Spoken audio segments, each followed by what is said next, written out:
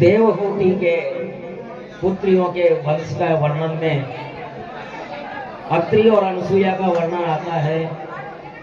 अत्रि, विराज जाइए, विराज जाइए।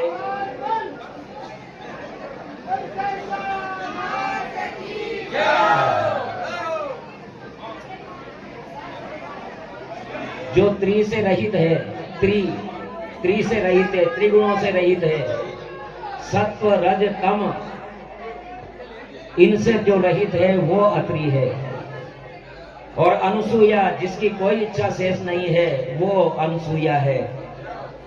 और अत्रि और अनुसूया जैसे कर्म अगर हमारे दंपतियों के होंगे तो वहां तो त्रिदेव भी जन्म लेने के लिए बाध्य हो जाते हैं। अब होता क्या है, माताएं सुने, आपका विषय है, आपका विषय है, लेकिन पिताओं का भी विषय है। मैंने कहा जो कुछ समझ में आएगा, किसी को क्या कहा मैंने, बातों में रह गए, दोबारा कहूं। त्रि से रहित है वो अत्रि है। सत्व रज तम इन तीन गुणों से ये प्रकृति बनी है, लेकिन सुख दुख में एक समान रहे वो अत्रि है। और अनुसूया वो है जो किसी प्रकार की इच्छा शेष नहीं है, केवल पति की भक्ति ही जिनकी एकमात्र इच्छा है वो अनुसूया है। और अत्रि और अनुसूया के जैसे अगर हमारे दंपतियों के कर्म होंगे तो त्रिदेव वहां जन्म लेने के लिए बाध्य हो जाते हैं। ब्रह्मा विष्णु महेश तीनों।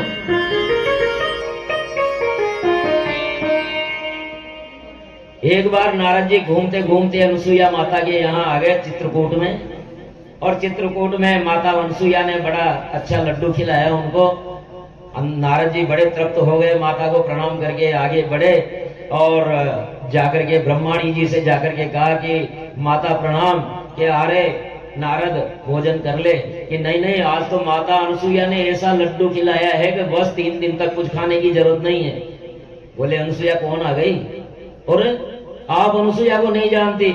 और रे देखो ब्रह्माणी जी अनुसूया को जानती ही नहीं है। अरे तो बता तो सही कौन है? अरे वो महासती है। ब्रह्माणी जी ने कहा महासती? नारद एक बात बता, मेरे से भी बड़ी सती है। अरे आप तो कुछ नहीं है उसके आगे।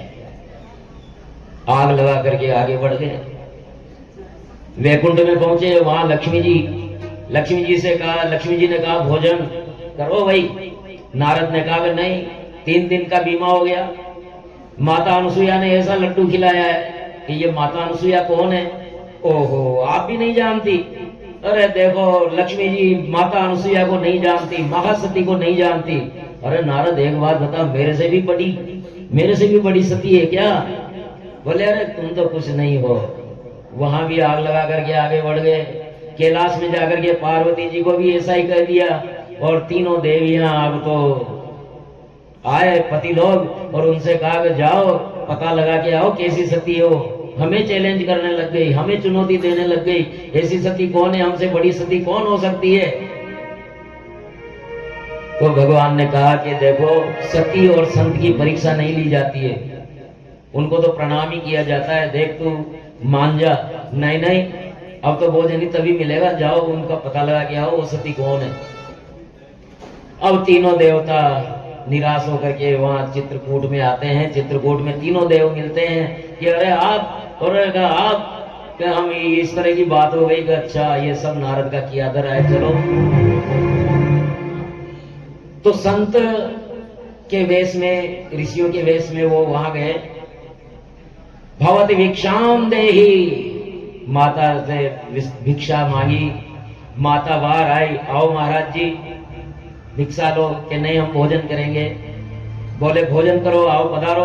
कि हम ऐसे नहीं करेंगे, नग्न होकर के अगर भोजन रखें, क्योंकि हम देखो अस्पृश्य का करते हैं, कपड़े पता नहीं कैसे हो क्या है, नग्न होकर के भोजन रखे तो हम भोजन करें। माता अनुसूया के पास सामने धर्म संकट, अब क्या करें? अतिथि वापस जाए ये भी ठीक नहीं है, और कैसे क्या करे? तो अंदर गई पूजा गृह में और पति के कमंडलों में से जल निकाला।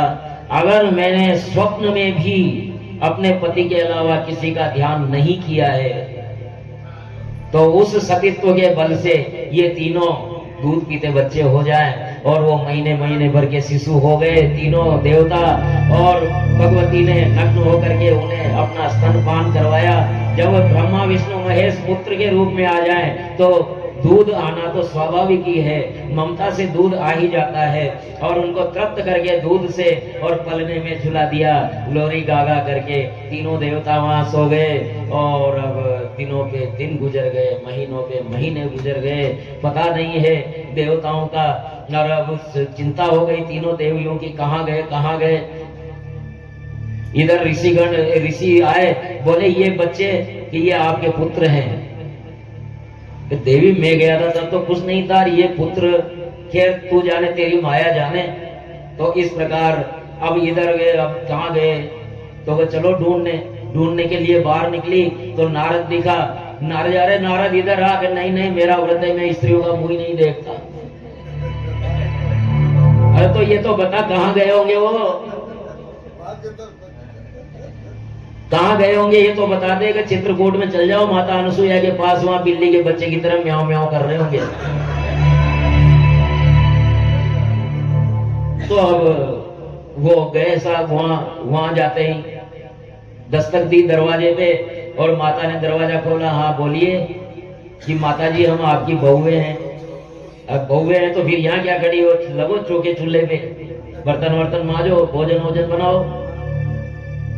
अब वो लग गई झाड़ू पोछा करने में। इतने में महर्षि आए, बोले अब वो तीनों कोने में बैठ करके घूंघट लेकर के बैठ गई। बोले ये कौन है, ये महाराज आपकी बहुएं हैं। ये गजब करती हो तुम भी, एक 42 के तो बच्चे हैं और 5-5 फीट की बहुएं, गजब कर दिया भाई। ऐसी बहुएं हैं, बड़ा बहू, बड़ी बहू, बड़ा भाग, कोई बात नहीं। और तीनों देवियां माता के चरणों में गिर गई। माता हमें हमारे पति लौटा दो। मैंने रोका कब है, ले जाओ, ये इन बच्चों का हम क्या करेंगे, उनके उसी रूप में लाइए।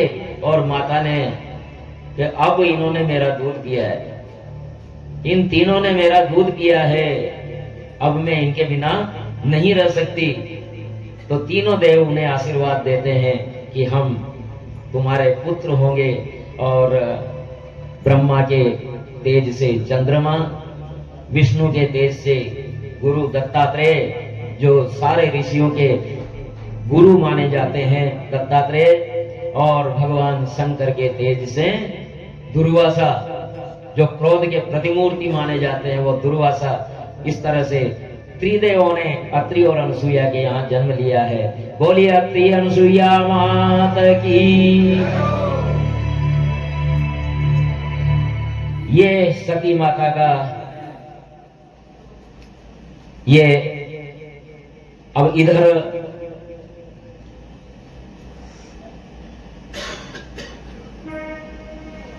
भवस्या पत्नी तु सती भवं देव मनोव्रता आत्मन सदृशं पुत्रं न लेभे गुणशीलता।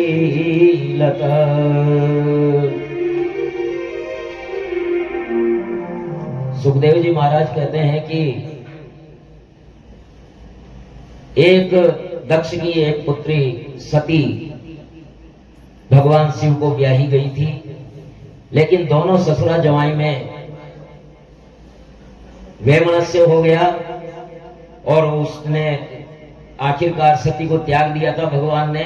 और वो सती पिता के यज्ञ में ही जाकर के जल मरी थी।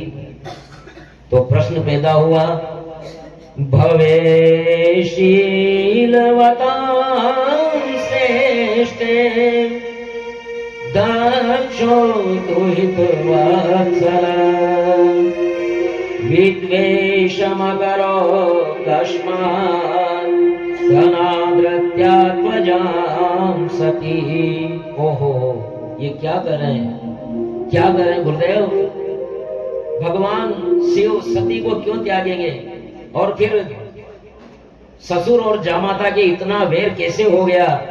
शीलवान है दक्ष भी और चराचर गुरु है भगवान शिव, इनमें इतना विद्वेष जिसके चलते सती ने प्राणों की बलि दे दी, ये बड़ा आश्चर्य है। मैत्रेय जी ने कहा, एक बार प्रजापतियों के यज्ञ में बड़े बड़े ऋषि देवता मुनि अग्नि आदि अपने अनुयायी बड़े बड़े ऋषि देवता आए थे। प्रयागराज में ब्रह्म सत्र हुआ था जिसमें शिव जी को अध्यक्ष बना दिया गया था। और अध्यक्ष के स्थान पर जो व्यक्ति होता है उसका क्या काम होता है? बस बैठे बैठे घूमते रहो। अध्यक्ष का कोई काम होता ही नहीं है। बाद में अगर दो शब्द बोलने के लिए कह दिया जाए तो बोल लो, लेकिन भगवान भोले तो आदत से मजबूर हैं, वो तो समाधि में चले गए। ऐसे समय में दक्ष आया, सब लोग खड़े हुए, ब्रह्मा जी और शिव जी खड़े नहीं हुए बस।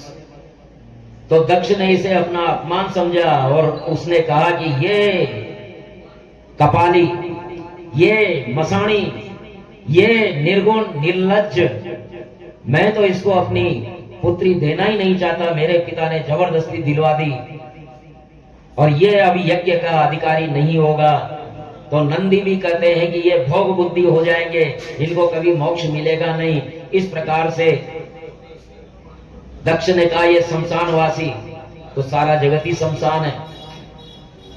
कर्ण ने एक वरदान मांगा था भगवान श्री कृष्ण से कि मुझे ऐसी जगह पर मेरा दाह हो जहां अब तक किसी का नहीं हुआ हो।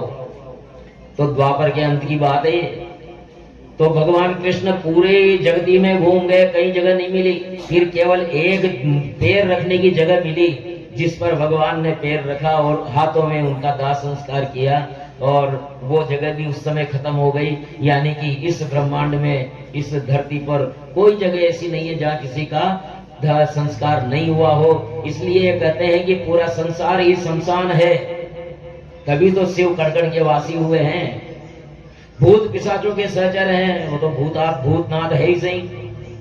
राम कृष्ण वैष्णव मंदिरों में दर्शन की मर्यादा है, किंतु शिव जी कहते हैं कि भले रात के 12 बजोगे 1 बजो आजा, खुले हैं मेरे दरवाजे।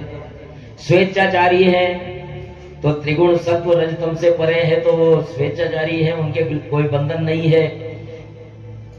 और इस प्रकार किसी भी यज्ञ में इसको भाग न मिले, इस तरह के साप होते हैं। और इस प्रकार साप का आदान प्रदान होता है। और दक्ष यज्ञ का आयोजन करता है शिव जी को अपमानित करने के लिए। और चूंकि सती ने भगवान राम के विषय में कुछ संशय जाहिर किया था कि ये राजा के पुत्र हैं, रोते कलपते हैं, और भगवान इनको सच्चिदानंद कह रहे हैं, तो संशय हो गया था। उनकी परीक्षा लेने चली गई थी और वो सीता बन गई थी। और इसी दोष के कारण भगवान शिव ने मन ही मन उनका त्याग कर दिया था। त्याग से वो परेशान थी। इधर दक्ष ने शिव जी को जताने के लिए, अपमान करने के लिए यज्ञ का आयोजन किया था। उसमें सबको न्योता था, केवल शिव और सती को नहीं था। तब देवांगनाओं को, देवताओं को यह निर्देश था कि कोई अगर जावा, सुमात्रा, मालदीव से भी आ रहा है ना, ये हिंदू क्षेत्र थे पहले, कंबोडिया नाम सुना है देश का, कंबोडिया। ये कंबोडिया वही कंबोडिया है जो कुंभज ऋषि के नाम पर है। कुंभज ऋषि की तपस्थली है वो। और एक बार त्रेता युग में आई, तुलसीदास जी ने कहा है ये भगवान वहीं से आ रहे थे जब सती को मोह हुआ था। एक बार त्रेता युग में आई, शंभु गए कुंभज ऋषि पाई। ये कुंभज ऋषि वहीं कुंभज कंबोडिया से आ रहे थे और उस समय हरण हो गया था माता का, और सीता बनकर के उन्होंने परीक्षा ली, उनका त्याग हुआ। जिद की सती ने, पिता के घर में यज्ञ है, पिता गुरु मित्र के घर बिना बुलाए भी जाते हैं। भगवान ने बहुत समझाया लेकिन नहीं मानी, तो कुछ गण दे दिए और वहां जाकर के देखा उसने कि शिव जी का कोई स्थान नहीं है। शिव जी का स्थान नहीं होने के कारण उनको अपार क्रोध हुआ। कहा कि मुझे लोग दाक्षायणी कहते हैं, भगवान भी, शिव भी मुझे दाक्षायणी कहते हैं, और मुझे शर्म आती है कि मैं ऐसे पिता की पुत्री हूं। और वो क्रोध करके और योग अग्नि में अपना शरीर जला देती है। जैसे ही शरीर जला, शिवगण टूट पड़ते हैं और वहां रिभु नामक गणों को उत्पन्न करते हैं।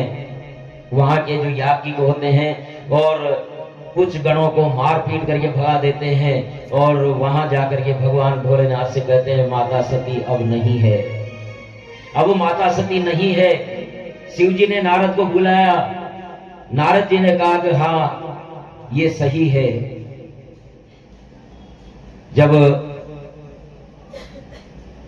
ये संदेश मिला कि भवानी ने योग माया से शरीर त्याग दिया है, गणों को मारा, शिव जी ने प्रचंड क्रोध किया और जटा का एक बाल उखाड़ करके चट्टान पर मारा और उससे काला कलूटा बिल्कुल नाग नक्श बिल्कुल भोलेनाथ जैसे त्रिशूल लेकर के और एक विशाल काय जिसका सिर आसमान से अड़ा हुआ है वो चट्टान पर पटका। उससे बड़ा भारी लंबा चौड़ा पुरुष पैदा हुआ, शरीर इतना विशाल कि आकाश छुए, 1000 भुजाएं मेघ के समान, श्याम वर्ण सूर्य जैसे 3 नेत्र, गले में नरमुंड माला। प्रकट होते ही शिव जी को प्रणाम किया और कहा प्रभु मैं क्या करूं। शिव जी ने कहा तू मेरा ही रूप है और मैं तुझे गणों का नायक नियुक्त करता हूं। दक्ष ने बहुत घोर अपराध किया है, यथोचित दंड देना है, उसके यज्ञ को नष्ट कर दे। और गणों ने जय जयकार लगाई। बोले वीरभद्र भगवान की। अन्वीयमान सतुरो रुद्र पार्षदे वृषं नदद्भिरस्तु भैरवम् उद्यम्य शूलं जगदन्तकान्तकम् सप्राद्रवद्घोषण भूषणांगी। भयंकर सिंहनाद करते कराल त्रिशूल हाथ में लेकर के दक्ष के यज्ञ मंडप की ओर दौड़े और उनका त्रिशूल मृत्यु के संहार में भी सक्षम था। वीरभद्र और शिवगणों के चरणों से उड़ी हुई धूल आकाश ढक रही थी। बिना आंधी से उड़ी हुई धूल देख करके यज्ञशाला के ब्राह्मणों, ऋत्विज, यजमान, दक्ष की स्त्रियों में व्याकुलता छा गई और सब कह रहे थे ये संहार मूर्ति शंकर का अपमान है, अपमान का परिणाम है। यज्ञ मंडप सब ओर से यज्ञ रुद्र गणों से घिर गया है। कोई ब्रह्म रुद्र गण लंबा, कोई बोना, पीला, काटा, मोटा, कंकाल, इस प्रकार से वहां पहुंच गए हैं और हर कोई जिसको जो आया सारा यज्ञ स्थल तहस नहस कर दिया है। वीरभद्र ने प्रभु की दाढ़ी मूछ नोच ली, बग की आंखें निकाल ली, भूखा के दांत तोड़ दिए और दक्ष की छाती पर बैठ करके तेज तलवार से सिर काटने लगे। लेकिन उसे वरदान था कि किसी शस्त्र से उसका सिर नहीं कटेगा। तब उन्होंने छाती पे पैर रखा, उसकी बाल पकड़े और सिर उखाड़ करके यज्ञ भूमि में, यज्ञ कुंड में फोन दिया है और सब और गूंज उठा है। ओम नमो वीरभद्राय, ओम नमो वीरभद्राय, ओम नमो वीरभद्राय, ओम नमो वीरभद्राय, ओम नमो वीरभद्राय, ओम नमो वीरभद्राय, ओम नमो वीरभद्राय, ओम नमो वीरभद्राय, ओम नमो वीरभद्राय, ओम नमो वीरभद्राय, ओम नमो वीरभद्राय, ओम नमो वीरभद्राय, ओम नमो वीरभद्राय, ओम नमो वीरभद्राय, ओम नमो वीरभद्राय, ओम नमो वीरभद्राय, ओम नमो वीरभद्राय, ओम नमो वीरभद्राय। बोलिए वीरभद्र महाराज की, भद्रकाली मात की। सारा यज्ञ कष्ट नष्ट भ्रष्ट कर दिया है और इस प्रकार वीरभद्र भगवान के सामने आकर के चुपचाप बैठ गए हैं और दक्ष को दंड मिल चुका है और अब आगे क्या होगा ये कल पता लगेगा हमें। दक्ष का यज्ञ नष्ट हो गया है। अब आगे भगवान भोलेनाथ और माता पार्वती का विवाह कल जैसे ही कथा प्रारंभ होगी और वो विवाह की कथा, बड़ी सुंदर कथा आने वाली है, बड़ा आनंद होगा। समय से निपट जाएं और कोशिश ये रहे कि 10 बजे कथा शुरू। आज की कथा 10:30 बजे शुरू हुई थी, 10:30 बजे आना पड़ा हमें यहाँ। 10 बजे ठीक यहाँ व्यासपीठ पर आ जाया जाए, ऐसी व्यवस्था रहे। पूजक भी ध्यान दें और पुजारी भी। गोविंदा वन विहारी लाल की। श्री